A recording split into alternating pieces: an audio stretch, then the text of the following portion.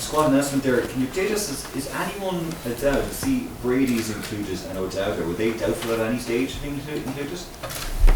Yeah, we can't say with any real certainty that they'll be okay, but I think Callum Robinson started back training on Saturday, and obviously Robbie Brady missed the game on Sunday, with a rib injury. So we'll have to wait and see how he goes. We can't assume that will be the case, but obviously that's something that we'll see how. There's some distance now between the meeting up on Sunday evening, so we'll see how that goes. Do you have a standby list as well? We do indeed. Can you tell us who's on that? No, we don't. We won't tell you that now. That's okay. Seamus Coleman started the season really well with Everton. Delighted to make the decision for you more difficult though in terms of filling that right back spot, in terms of perhaps leaving it out as well. No, listen, these are good problems to have. These are the problems that we want to exist. We don't have that situation in every position, but we are pleased that several players are playing regularly in the first team. I think this is a lot different than a month ago when obviously the players were in pre-season mode, hadn't played games. And Seamus been in fine form, there's no doubt, and that's a good sign. Are you tempted to include both now, considering the form of Stephen, and we know Matt Doherty has been solid for so long? Are you in a position now where you just need to include both in your starting 11? No, we're not in a position to do anything. We'll do what we feel is right for the game itself, and I think that's the key. They're both versatile players, so they're both, Matt Doherty and Seamus Coleman are huge assets to Ireland. I think, that's what we want. We want that in all positions if we can have that. The debate has already started. I'm sure you're in a delicate situation, because if you start Doherty, people will say, well, Coleman is the former player, whereas if you start Coleman, people will say, well, he's being indecisive, he's chopping and changing. What anyone else thinks is irrelevant, that's the way I view it, and I think Seamus has been a great captain for Ireland and great player, and obviously he started the season well. Matt finished the season brilliantly with Wolves, brilliantly, scored quite a number of goals, involved in goals every week, creating obviously the last games for us, he was in pre-season mode. He's coming back in a bit, and I thought his best game probably for Tottenham was last weekend. Actually, he looked really back to himself and did very well. So that bodes well. Just finally for me, Troy Parrott, was he in contention at all being named in this? No, Troy is injured. Obviously he's very unfortunate. He's out. He has he came back from a thigh injury and injured an ankle in last week's game, so that's he's very unfortunate. Any idea how long he'll be out for? I'm not quite sure on that at the moment.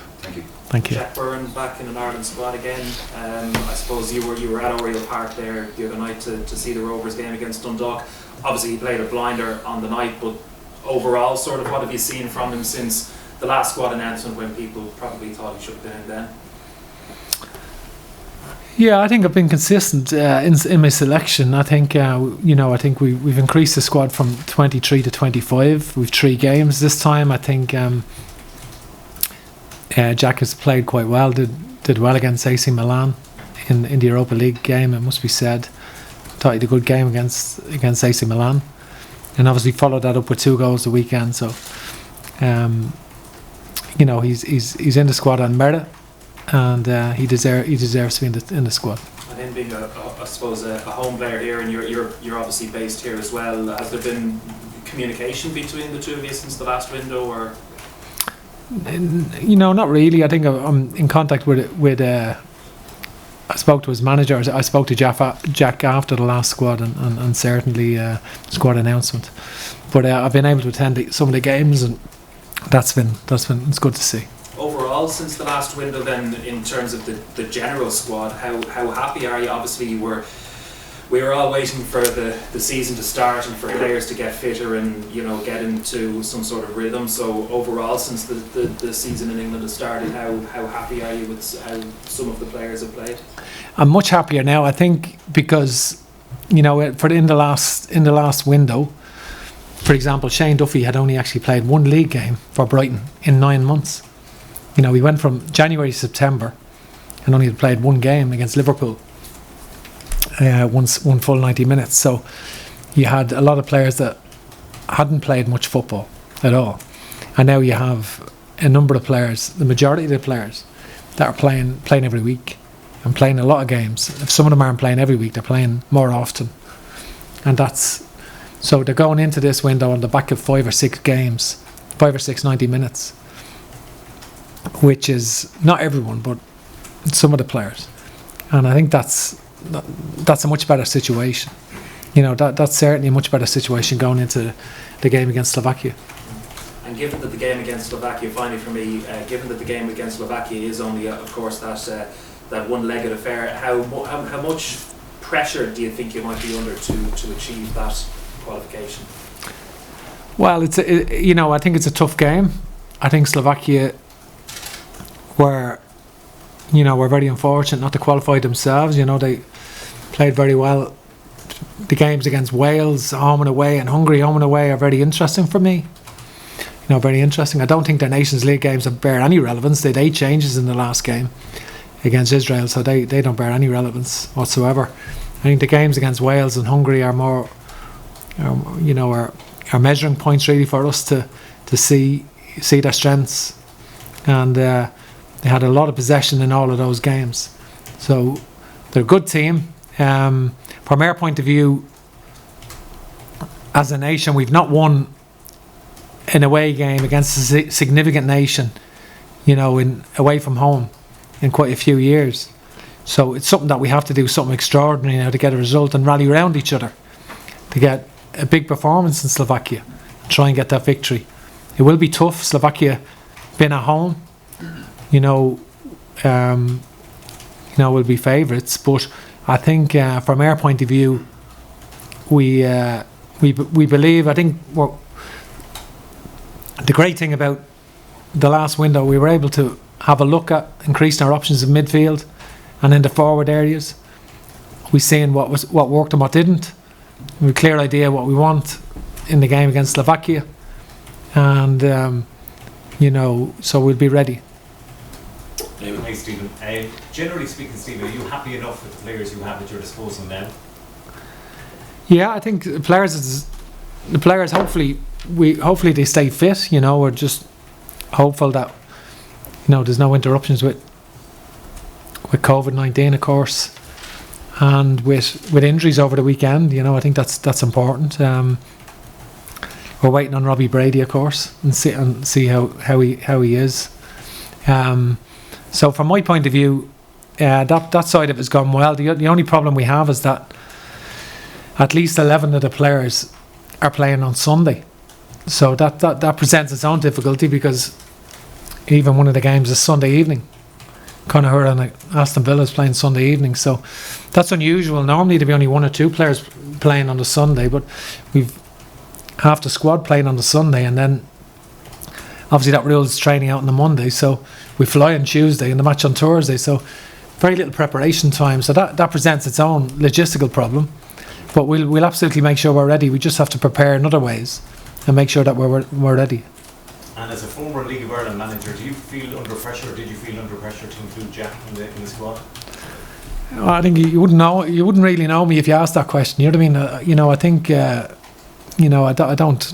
don't agree with that summation at all. His eyebrows raised when he was out of the last squad. So yeah, no, that's irrelevant. I don't.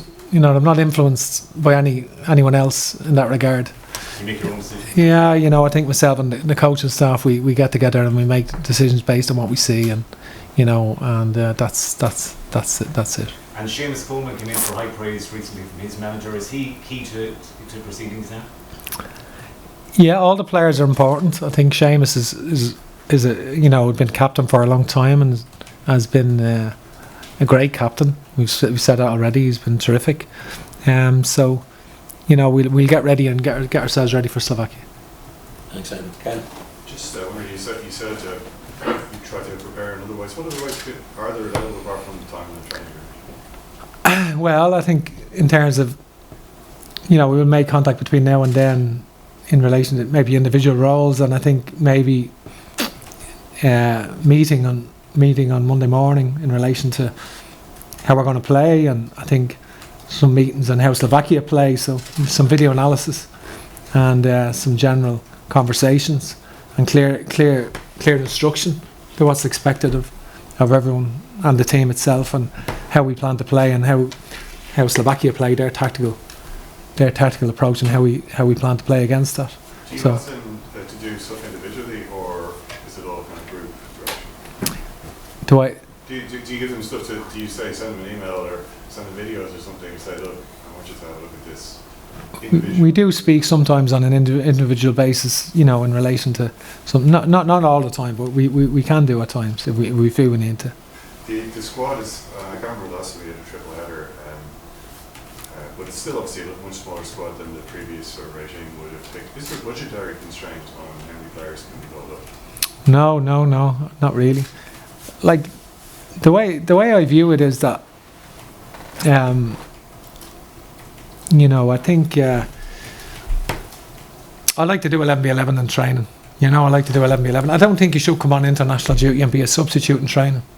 I know some other people in the past, maybe some people played 12v13 or maybe just organised training without 11v11, so just to fit the numbers. So the numbers dictate the training rather than the training dictating how you're exactly going to play. So I don't think we need, I don't think you should come on international duty and be a substitute in training. And I think that's, number one, you can't train properly because you're in and out of the training session. Number two, you're making allowances for provisions for substituting players in and out. And I don't think you can train properly that way. So I think how many players do you need? You don't need 28 or 32. To be honest, 20 players is fine, and 3 goalkeepers. But we need to add to that because of the 3 games and the provisions and the COVID responsibility, and the getting players in and out won't be easy because of that. So I think 25 is a reasonable number for the 3 games, but I don't necessarily want that to exceed. Or I'm not, certainly not budgetary constraints. I don't think there's a need for more players, but it will be taxing on the players. I think there's no doubt it will be taxing. It's they've never had that in a window before. 3 competitive games, 2 away games, and of course being in the bubble, and all that entails. Normally players are able to see their families and interact with people, but that's not possible, and that's all part of the sacrifice at the moment. But that's something that we just have to manage and look forward to that. Have you read Champagne Football yet? No, I haven't. No. Really? I've been busy with obviously preparing the teams. Loads to do, and I haven't read it. No. Any of the stuff that's been reported about it seems like? Yeah, some people have relayed stuff to me in relation to it, but I haven't personally read it. Okay. Just one of the things, in terms of, I guess an Ireland manager at this stage would have been able to go and see. What have you been able to get over to England? Have you been able to get over to seeing these players in person? Has that been part of it all? No, it's been very frustrating. I think that's been frustrating because obviously with the laws in our country, in Ireland, that's prohibits you from doing that, and put you in quarantine for over 2 weeks, which is impossible for me as a manager to do that. So I think I'm with the quick time frame between the windows. So that has been frustrating. I think that's been difficult, but we have had various of our scouting team at all of the matches and a lot of the matches, and I think we've utilised all of the people in our international setup, including some of our ex-players who are coaches with our international setup, who have been involved helping compile reports on the players. So that's been important. Thanks, Ken. Ed? Just I know Jack was carrying a bit of a back injury and wasn't hitting full form ahead of the last 2 games. Was he the type of player that you felt like the type of player who was missing from your squad for those 2 games? No, I think he's a very good player. But I wouldn't think that was a criticism of any of the players that were in the last squad. I think he's a very, very good player. He's different. He has a range of passing that's very interesting and very effective, and obviously good vision, and he's a talented midfield player.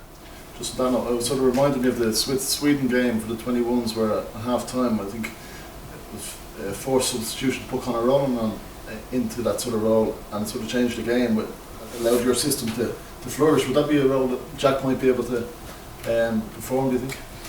We'll have to wait and see. You know, I think there's good competition in the squad. I think Jack's a good player. We've a lot of other good players as well in the squad. Midfield players. I was very pleased with.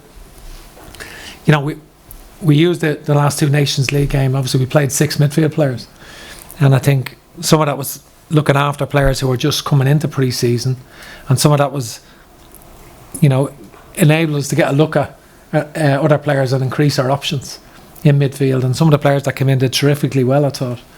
And I was very, very pleased with how some of the midfield players did. In terms of post-match press conference, I think after the Finland match, despite playing the same system in the 2 games, you did stress that you weren't, paraphrasing, married to the same system, or you know, you're open to changing your system.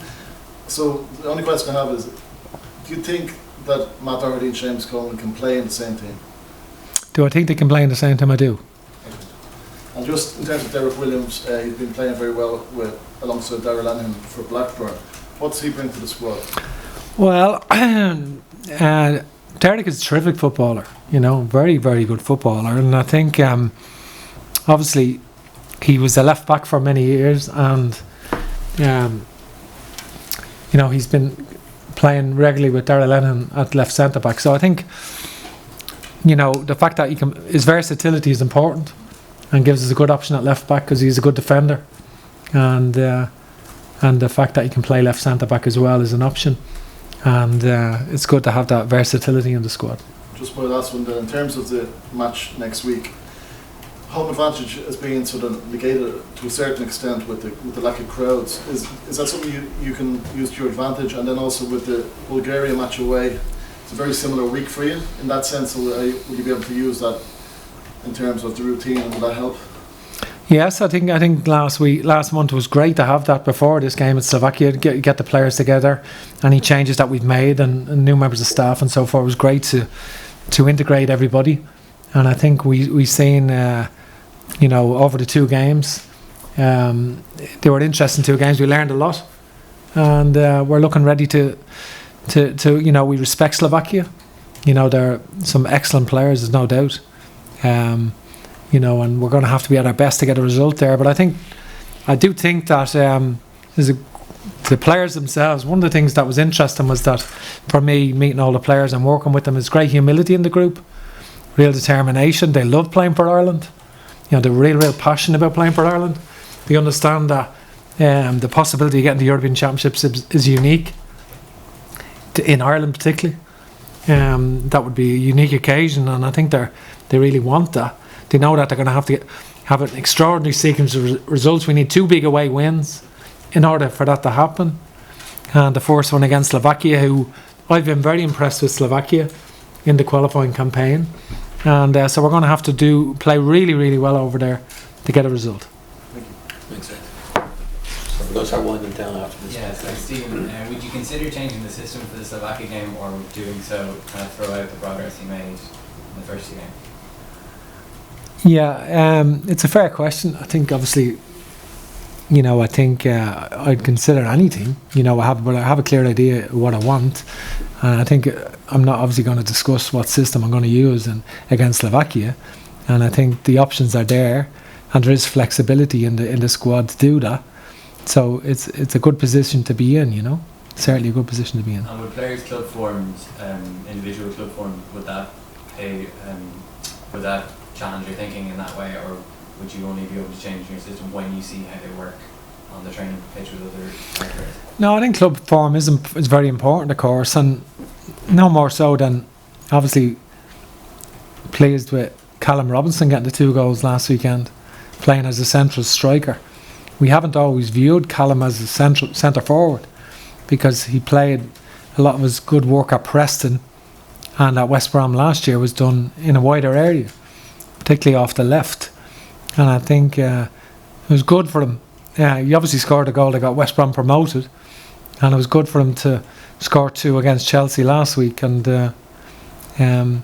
that's good news. You know, we need that. And, you know, we have to be open to the idea of that. And certainly, it's good to see him. It's good to see him do that. Yeah, and a similar player is Aaron Connolly. When you see him do pretty well up front for Brighton, are you thinking, I have to find a way of getting him more central in my team, or do you look at it differently? Yeah, no, I think it is another option, and that's good to have options, and I think it's speed at international level can be an important ingredient.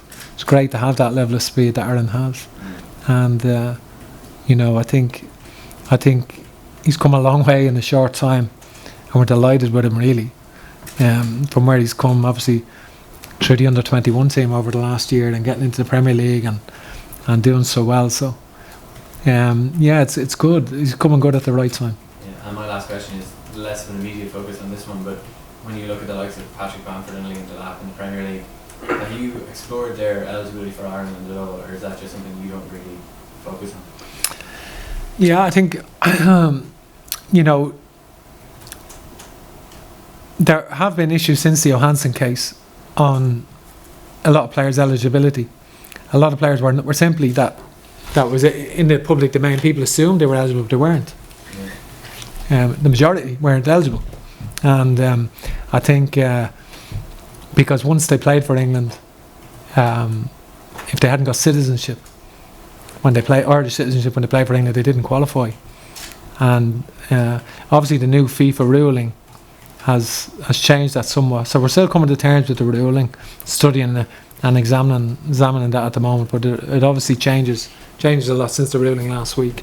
But once someone changes, then it takes some time to process the paperwork and all of that. Yeah, so it's not really a focus for you.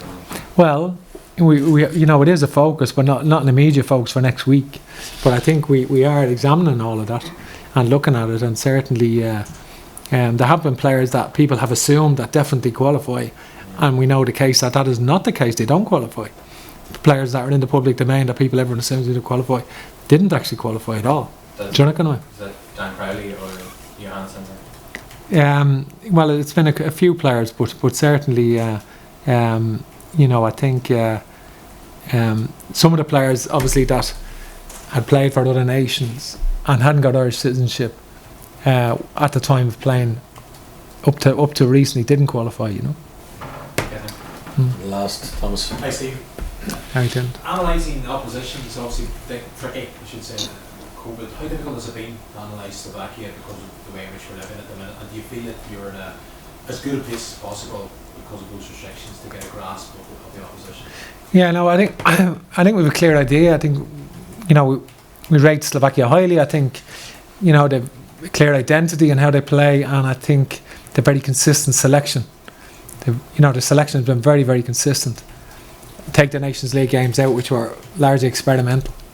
Okay, so yeah, no, we've had a chance to analyse them, and of course, and I'm sure they've analysed us, and that's the nature of it.